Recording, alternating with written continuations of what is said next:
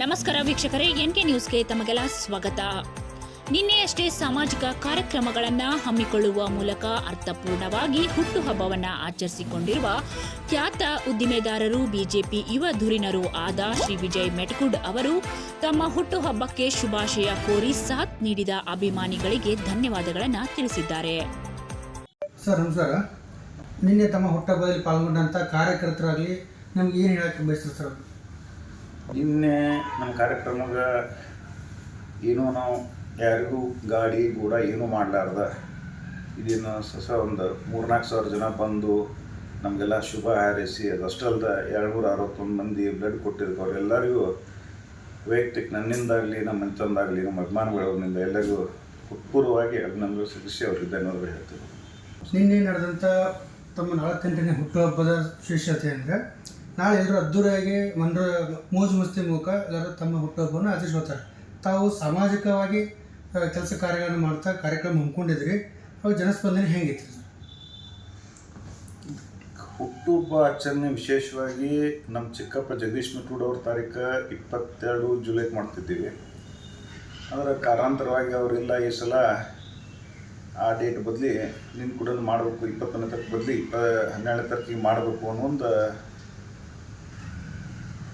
Decision ಊರಾಗಿಲ್ದಾಗ ನಮ್ಮ ಚಿಕ್ಕಪ್ಪ ಅವ್ರು ತೊಗೊಂಡ್ರು. ಅವ್ರ ಹುಟ್ಟಿದ ಹಬ್ಬದ ದಿವಸ ನಾವು ಒಂದು ಮೋಜ್ ಮಸ್ತಿಕ್ಕಿಂತ ಜನರಿಗೆ ಒಂದು ಒಳ್ಳೇದಾಗುವಂಥ ಕಾರ್ಯಕ್ರಮಗಳು ಮೊದಲಿಂದ ಮಾಡ್ಕೊತ ಬಂದೆವು. ಒಂದನೇದಾಗಿ ಬ್ಲಡ್ ಡೊನೇಷನ್ ಕ್ಯಾಂಪ್. ರೊಕ್ಕ ಕೊಟ್ಟರು ರಕ್ತ ಸಿಗಂಗಿಲ್ಲ.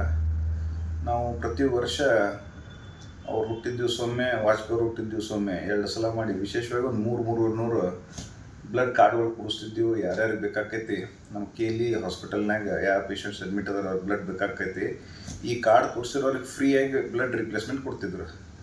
ಈ ಒಂದು ಒಳ್ಳೆಯ ಉದ್ದೇಶಕ್ಕಾಗಿ ಮೊದಲಿಂದ ಮಾಡ್ಕೊತ ಬಂದಿದ್ದೀವಿ. ಮತ್ತು ಗಿಡಗಳು ಹಚ್ಚೋದು, ಬಡವರಿಗೆ, ರೋಗಿಗಳಿಗೆ ಹಣ್ಣು ಹಂಪಲು ಹಂಚೋದು, ಇದು ಮಾಡ್ಕೊತ ಬಂದಿದ್ದೀವಿ. ಅವೆಲ್ಲ ಕಾರ್ಯಕ್ರಮಗಳನ್ನು ನನ್ನ ಬಡ್ಡೆಗೆ ಮಾಡ್ಬೇಕಂತೇಳಿ ನಮ್ಮ ಚಿಕ್ಕಪ್ಪ ತೀರ್ಮಾನ ತೊಗೊಂಡಾಗ ಅವರು ಹೇಳಿದಂಥ ಮಾರ್ಗದರ್ಶನದಲ್ಲಿ ನಿನ್ನೆ ಕಾರ್ಯಕ್ರಮ ಮಾಡಿದೆವು.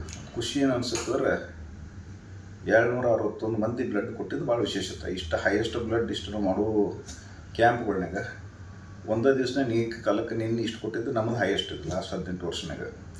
ಭಾಳ ಸಂತೋಷ ಅನಿಸ್ತೈತಿ. ತಮ್ಮ ರಾಜಕೀಯ ಮುಂದಿನ ನಡೆಯ ಸರ್, ಕ್ಷೇತ್ರದ ಜನ ನಿಮ್ಗೆ ಒಂದು ಅವಕಾಶ ಕೊಟ್ಟರೆ ತಾವು ಕ್ಷೇತ್ರಕ್ಕೆ ಏನು ಕೊಡುಗೆ ಕೊಡ್ಬೇಕಂತ ಅಂದ್ಕೊಂಡಿದ್ದೀರಿ ಸರ್?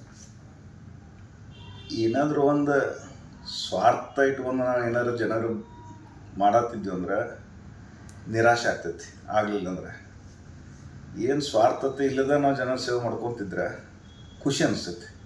ಕಡಿ 15 ವರ್ಷದಿಂದ ಅಧಿಕಾರ ನಮಗಂತರೂ ಏನಿಲ್ಲ. ಅದರ ಜನಸೇವೆ ಮಾಡೋಕ್ಕೆ ದೇವರು, ನಮ್ಮ ಹಿರಿಯರು ಸಾಕಷ್ಟು ನಮಗೆ ಆಶೀರ್ವಾದ ಮಾಡಿದ್ದಾರೆ. ಅದರ ತಕ್ಕ ಜನರು ಭಾಳ ಸಂತೋಷದಿಂದಾರೆ. ನಮ್ಮ ಕೂಡ ಅಧಿಕಾರ ಸಿಕ್ಕರೆ ಏನಾಗ್ತೈತಿ, ಇನ್ನು ಹೆಚ್ಚಿಗೆ ಮಾಡ್ಬೋದು ವಿನಾ ಅಧಿಕಾರ ಸಿಗ್ಲಿನೂ ಒಂದು ದೇಶಕ್ಕೆ ಜನಸೇವೆ ಮಾಡೋದು ತಪ್ಪು ಅಂತ ನನಗೆ ಅನಿಸುತ್ತೆ. ಖ್ಯಾತ ಉದ್ದಿಮೆದಾರಾಗಿ ನೀವು ಗುರುತಿಸ್ಕೊಂಡ್ರೆ ಸರ್, ಈಗ ಗ್ರಾಮೀಣ ಯುವಕರಿಗೆ ಅಥವಾ ನಮ್ಮ ಬಯಲು ಕ್ಷೇತ್ರ ಅಥವಾ ಯಾವುದೋ ಕ್ಷೇತ್ರದ ಜನಗಳಿಗೆ ಯುವಕರಿಗೆ ಒಂದು ಉದ್ಯೋಗ ಇನ್ನೊಂದು ಯಾವ್ದಾರ ಮಾಡ್ಬೇಕಂತ ಹೇಳ್ತಾರೆ ಸರ್.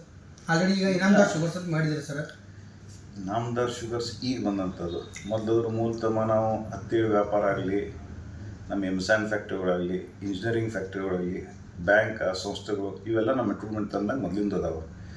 ಈಗ ಬೈಲೊಂಗಲ್ನಾಗ ಏನಾದ್ರೆ ಅಪಾರ್ಚುನಿಟಿ ಮ್ಯಾಕ್ಸಿಮಮ್ ಮಂದಿಗೆ ದುಡಿಯೋ ಅಪಾರ್ಚುನಿಟಿ ಕೊಟ್ಟಿದ್ದಾರೆ ನಮ್ಮ ಮನೆತನಾಗ ಐತಿ.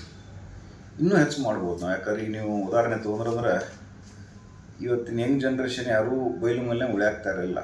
30-40 ಸಾವಿರ ರೂಪಾಯಿ ಪಗಾರ ಸಂಬಂಧ ಬೆಂಗಳೂರಿಗೆ ಹೋಗಿ ನೌಕರಿ ಮಾಡ್ತಾರೆ. ಬೆಂಗಳೂರಿಗೆ ಹೋಗಿ 30-40 ಸಾವಿರ ರೂಪಾಯಿ ಪಗಾರನಾಗ ನೌಕರಿ ಮಾಡಿದ್ರೆ ಅವ್ರ ತಂದೆ ತಾಯಿನ ಇಲ್ಲಿ ಬಿಟ್ಟು ಹೋಗೋದು, ಹೊಲಕ್ಕೆ ಹೋಗಂಗಿಲ್ಲ, ಏನಿಲ್ಲ. ಅಲ್ಲಿ ಅವ್ರು ಖರ್ಚು ತಗೋರು ಅವ್ರು ಉಳಿ ತಿಂಗ್ಳಿಗೆ 10,000, ವರ್ಷಿಗೆ 1 ಲಕ್ಷ ರೂಪಾಯಿ ಅವರು ನೆಟ್ ಸೇವಿಂಗ್ ಆಗ್ಬೇಕಾದ್ರೆ ರೆಡಾಗ್ತೈತಿ. ಇಲ್ಲೇನು ಅವ್ರಿಗೆ ಎಂಪ್ಲಾಯ್ಮೆಂಟ್ ಏನಾದ್ರು ಜನ್ರೇಷನ್ ಮಾಡಿ ಅವ್ರು ತಿಂಗಳೊಂದು 25-30 ಸಾವಿರ ರೂಪಾಯಿ ಕೊಟ್ಟರು ತಮ್ಮ ಸ್ವಂತ ತಂದೆ ತಾಯಿಗಳು ಇರ್ತಾರೆ, ಒಕ್ಕಲ್ತನ ಮುಂದುವರಿಸ್ತಾರೆ. ಒಕ್ಕಲ್ತನ ಮುಂದುವರಿದ್ರೆ ಭೂಮಿ ಫಲವತ್ತಾಗಿ ಉಳಿತೈತಿ. ಇಲ್ಲಾಂದ್ರೆ ಈಗ ಗೊತ್ತೈತಿ ನಿಮ್ಗೆ, ರೈತನ ಮಕ್ಕದ ಮೇಲೆ ನಗು ಬರೋದಂದ್ರೆ ಭೂಮಿ ಮಾರಿದಾಗ ಅಷ್ಟೇ. ಅದಕ್ಕೆ ಹೆಂಗೆ ಹುಡುಗರು ಒಕ್ಕಲ್ತನಾಗ ಬಂದ್ರಂದ್ರೆ ಅದೊಂದು ಏನೀಗ ಅಗ್ರಿಕಲ್ಚರ್ ಸೆಕ್ಟರ್ ಏನು ಬ್ಯಾಕ್ವರ್ಡ್ ಸೆಕ್ಟ್ರಾಗಿ ಉಳಿದೈತಿ, ಅದು ಮುಂದೆ ಭಾಳ ಬೆಳಿತೈತೆ. ಯಾಕಂದ್ರೆ 1 ಎಕರೆನೇ 1 ಲಕ್ಷ ರೂಪಾಯಿ ಹೆಂಗೆ ಹುಡುಗರು ಬಂದ್ರೆ ಗಳಿಸ್ಬೋದು. ಇನ್ನೊಬ್ಬರ ಕಡೆ ಒಂದು ನೌಕರಿ ಮಾಡೋ ಬದಲಿ ಇಲ್ಲೇ ಒಂದು ನೌಕರಿ ಪಾರ್ಟ್ ಟೈಮ್ ಮಾಡಿ ತಮ್ಮ ಒಕ್ಕಲ್ತನೂ ಮಾಡಿರಂದ್ರೆ ತಂದೆ ತಾಯಿಗಳನ್ನೂ ಸುಖವಾಗಿ ನೋಡ್ತಾರೆ. ಅದೊಂದು ಡ್ರೀಮ್ ಐತೆ ನಮ್ಗೆ. ಏನಪ್ಪ ಅಂತಂದ್ರೆ ಇಲ್ಲಿ ಹೆಂಗೆ ಹುಡುಗರು ವಾಪಸ್ ಒಕ್ಕಲ್ತನ ಮಾಡಬೇಕು, ಅವ್ರಿಗೆ ಏನಾದ್ರು ಒಂದು ಉದ್ಯೋಗ ಕೊಡಬೇಕು, ಅವ್ರು ತಮ್ಮ ತಂದೆ ತಾಯಿ ಕೂಡ ಇರಬೇಕು ಅನ್ನೋ ಒಂದು ನಮ್ಮದು ಒಂದು ಇದೈತಿ. ಇದಕ್ಕೆ ಸಾಕಷ್ಟು ನಾವು ಯೋಜನೆಗಳು ಹಾಕ್ಕೊಂಡೇವು. ಎಷ್ಟೆಷ್ಟು ಎಲ್ಲ ಇಂಪ್ಲಿಮೆಂಟ್ ಆಗ್ತಾವೆ ನೋಡ್ಬೇಕಷ್ಟೆ.